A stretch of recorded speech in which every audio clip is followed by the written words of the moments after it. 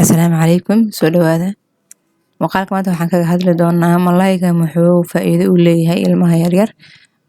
muuqaalka kaga hadli doonaa insha Allah soo dhawaada haddii ay tahay markii kugu horeysa aan soo booqataa subscribe noo saar gambalelkana furo si fiidiyowyada cusub kuu soo gaaraan haddaa hore noola joogtan like noo saar asxaabtaadana u sii share gareey muuqaalka waxaan kaga hadli doonaa malayga muxuu faa'iido u leeyahay ilmaha yaryar okay malayga caadi ahaan ilmaha waxaa loo bilaabi karaa cunuga markuu 6 bil soo gaaro laakiin cunuga ma ahan in markii uu karinay sidoo kale asriid waxa ku dartaa ama wax la sheel u ahaada malayga la sheel oo kale ilmaha dheefshiidkooda ma xamili karo caadi ahaan malayga markii biyaha lagu kariyo iyo markii saliid lagu kariyo wuu kala duwan yahay oo markii saliida lagu kariyo dab xoogan oo qaatay maxaa la mid labaad saliida ilmaha dheefshiidkooda uma diyaarsano sanad ka yar in maxaa la dhahaa la falgasho marka faa'iidada cunuga wuxuu jirkiisa uu ka faa'iideyso ogyahay markii biyaha lagu kariyo wax cusbo ah aadan ugu dirin wax saliid ah aadan ugu dirin maxaa la dhahaa oo saas lagu siiyo waana in maxaa la dhahaa oo tiftaafe yar yar looga dhigaa lafahana maxaa la dhahaa oo qofka laga ilaaliyo ilmaha markii biyahaas lagu kariyo dheefshiidku uu jilcan yahay inuu maxaa la hashiido jirkan way u fududahay in uu nuugo laakiin markii saliid tahay dheefshiidku cunuga ma diyaarsano saliida maxaa la dhahaa mana u diyaarsano jirkiisa inuu nuugo ilmaha xataa haddii ay weyn yihiin uma fiicno faa'iido ahaan iyo nafaqo ahaan ba marka saliida lagu shiilo waxa ay ugu fiican markii oo maxaa la dhahaa oo biyaha lagu kariyo okay marka borotiinaha oo maxaa la dhahaa badan ayuu leeyahay malayga waxaa laga helaa omega 3 waxa omega 3 hore uga soo hadalnay wuxuu fiican tahay korinshaha garaadka ama aqliga ilmaha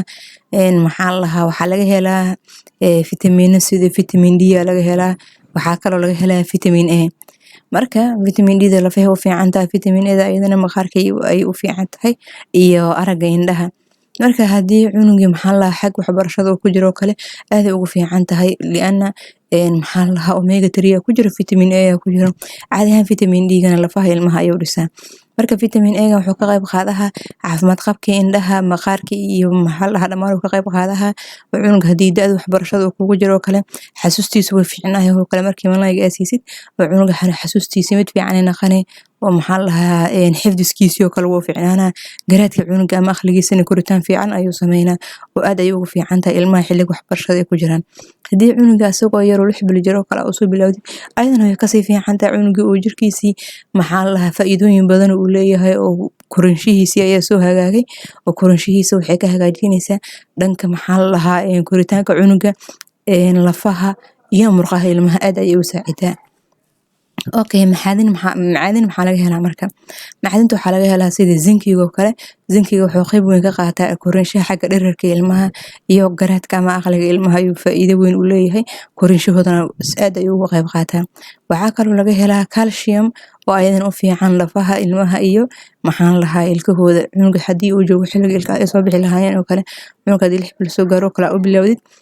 calcium fiican uu leeyahay oo cunugi waxaa maxaa la dhahaa dhacaysa in ilkaha xilliga loogu talagalay cunuga u soo baxaan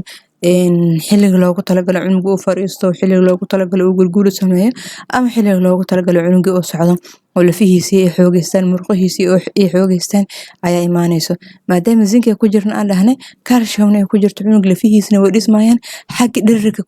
dhererkiisa uu dhisma korinshiga lafihiisna cunuga way dhismayaan oo vitamin maxaa la fosforna ku jira okay marka maxaa la dhahaa omega 3 ga asagana caadi ahaan sidoo kale wuxuu qayb weyn ka qaataa hore waxaan soo sheegnay in koritaanka xagga maskaxda oo qayb ka qaato wuxuu kaloo qayb ka qaataa xagga qalbiga oo cunuga haddii malay fiican la siiyo waxay u badan tahay insha Allah in cudurrada qalbiga ku dhaco kale uusan ku dhicinin mana lahan dufan oo dufanka laba loo qaybiyaa kuwa jirka dhibaya iyo kuwa jirka u fiican loo qaybiyaa marka tii jirka dhibaysa malahan malayga maxaa la dhahaa wuxuuna ilaaliyaa qalbiga ama wadnaha ilmaha ayuu ilaaliyaa maxaa la dhahaa cudurrada ku dhici lahaane ilaahay ayaa wax ka xifdiyo laakiin qayb weyn ayuu ka qaataa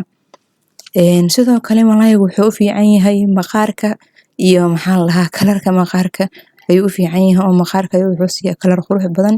oo nadiif ah oo wuxuu siiyaa maxaa la dhahaa u fiican isha marka maadaama uu qalbigu u fiican yahay maxaa la dhahaa garaadka iyo korinshaha aqliga ilmaha u fiican yahay lafihii iyo koritaanka ilmihii uu u fiican yahay waxaa wanaagsan in waalidka maxaan lahaa hooyada iyo qofka cunuga hayo cunuga maxaan lahaa haddii maalin kasta aanan u awoodin oo kale